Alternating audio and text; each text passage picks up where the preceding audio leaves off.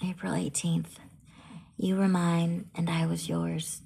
You were mine and I was yours. Remember when I said that? Us growling like animals as we fucked. Didn't you feel something different in me? I felt it in you. I saw it in your eyes. I tried to give you everything, inside out, nothing else left. And I did. I gave myself that moment and that beautiful lie I wanted so badly. Neither one of us are victims. That's the truth. Don't die on me, Rhea. Fuck. You're a genius and a beautiful goddamn architect. You'll always be my favorite.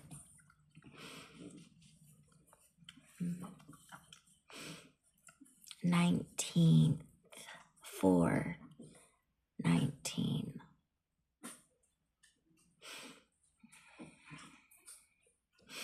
Rhea, I'm relieved you reached out in any form or state or statements. Please do speak your mind. I can see how you think it is all a lie. It is harder than I let on, and I did that out of love for you, which is real, and that part you acknowledge, so we agree. Thank you for your message that I will always be your favorite. I want to say the same to you, but I feel you will not be able to receive it because of what you rightly perceive in the dynamic with Natalie, that you were second. But alas, that was what I saw as a necessity to help you, and I see I got it wrong, but my intentions were good, and I love you more than it showed. Please listen to this. It was recorded on April 13th. You always said you made your video as a recorder to go back and take perspective. If you go back and look at everything in your phone and your Facebook, you might see things differently, and I believe it would help you gain an amazing perspective you can't imagine right now. It is hugely encouraging that you reached out and that you say you aren't a victim. I have not given up on you, and I think you know we aren't done. Help is here and will always be here. Just like last September, you had to want to come in from the cold. I'm not relieved. I'm heartbroken. Everything I said about loving you, being my girlfriend, was sincere. You know I'm never insincere, which is why you think I shut down. It's out of respect for myself and you. I have never given you lip service or told you what you wanted to hear. That is what set this off on March 4th when you asked me about your mom after watching Evil Genius. If I was full of it, I would have just played along. What you saw was lack of support, but what it really was respect for the sincerity of you and me. I'll leave it at that for now. Don't die on me, Rhea. Love, James.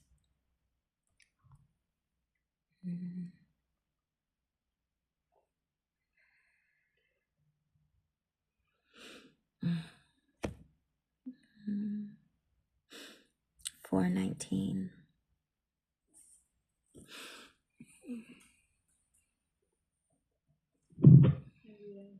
I hope that you will listen to my apology and take it for what it is. It is sincere, and I want to acknowledge how I fucked up. I want to say that this recent blow up is on me, not you. I really let you down.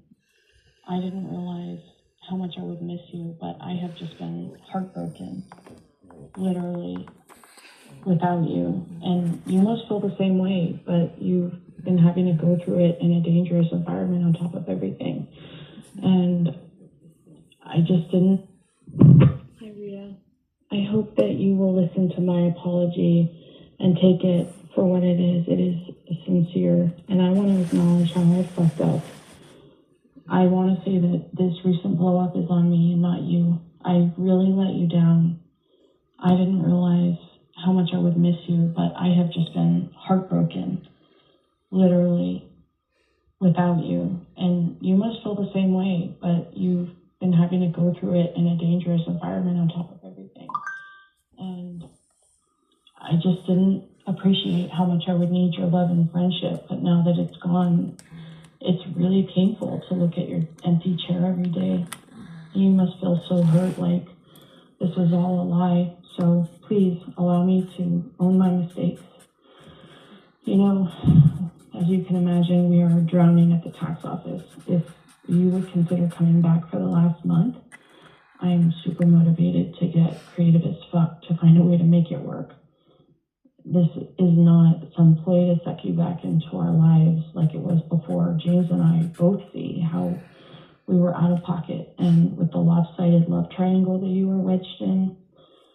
I was talking to James this morning about hiring a temp, and he said, you know, we don't have time to get someone up to speed, which is true. Karma's a bitch, and I fucking need you, Rhea.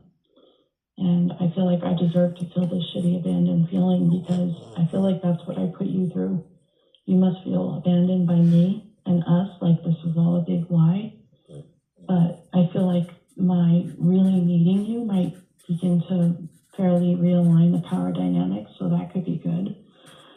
I can see now that you were stuck between us and, you know, trying to do your best and keep working with us and loving us while we ignored your concerns about the power dynamic.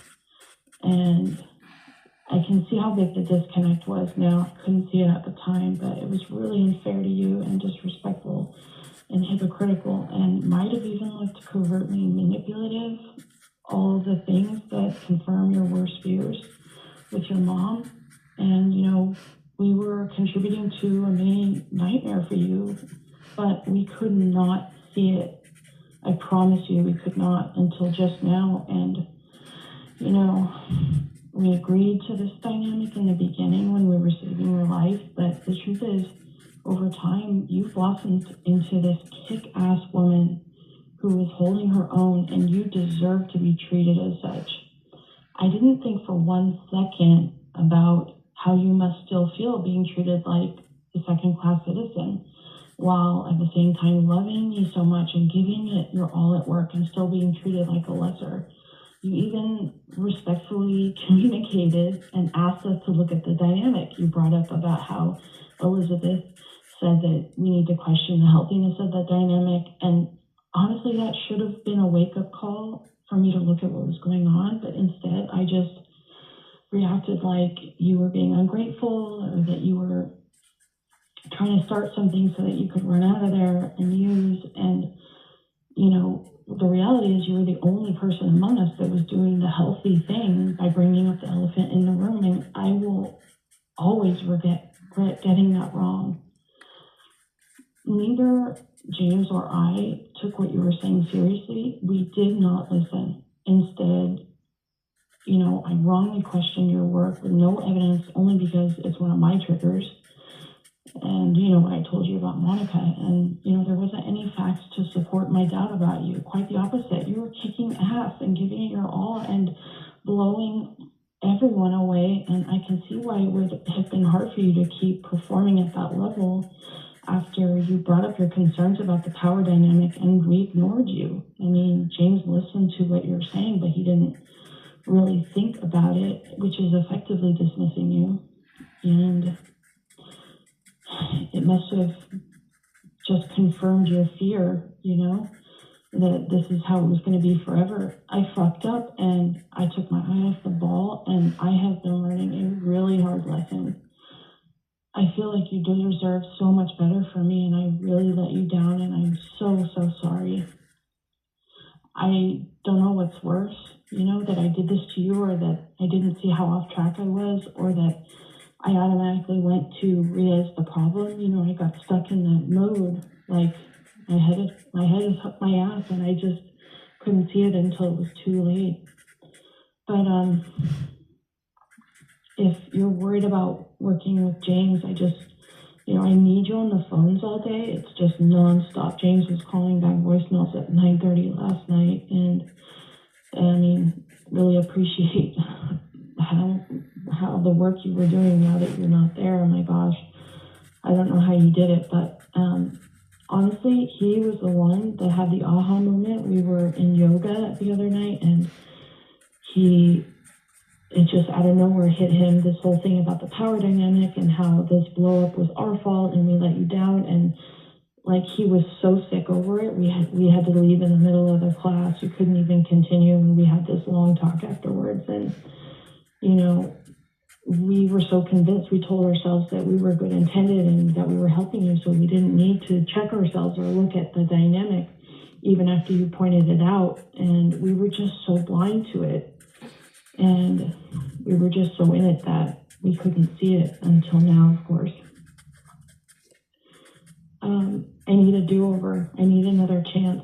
No more parenting. I just want to be peers and friends. And I need you in the office, not to supervise you, but because of what you bring to the office is truly special.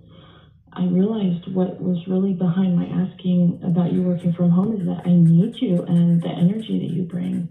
I found myself unmotivated to go into the office without you, you know, like as my wing woman. And I wish I had just said that I'm sure you're kicking ass from home, but I miss you, instead of what I did do. It must have hurt so much, Rhea, and I'm so sorry. I am literally heartbroken from losing you. We both are. And we thought, you know, at the time that you were just being that crazy street drug girl who was trying to run off, but that's what I thought was happening. And so that was what I was reacting to. But I can see why your mom stuff came up, because we were causing it. I mean, I know how important your reality is to your health, and unknowingly and asleep at the wheel, I was majorly gaslighting you. We both were. And we didn't see it until it was too late. And, you know, we both can admit that we abused the power dynamic to keep you in line, while at the same time saying you were doing so great and then we loved you, but that we were in our minds still treating you like a second-class citizen. We love you so much, and I'm so, so sorry. I don't want you to feel pressure to come back to work. I sincerely do want you back as my friend, and I miss you so much. And I hope that even if you don't come back, that you can listen to this and get your validation and get your reality back. Either way, I want you to have that, okay? I love you. Bye.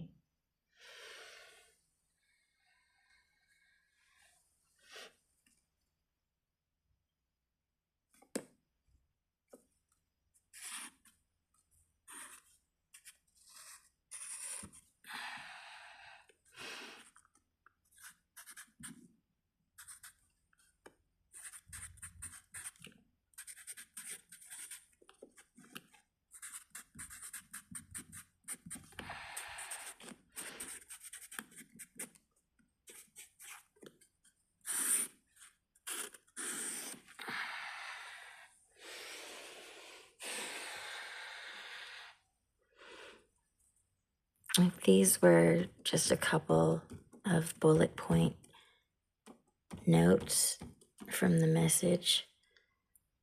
This would be a blueprint of like blowing me up.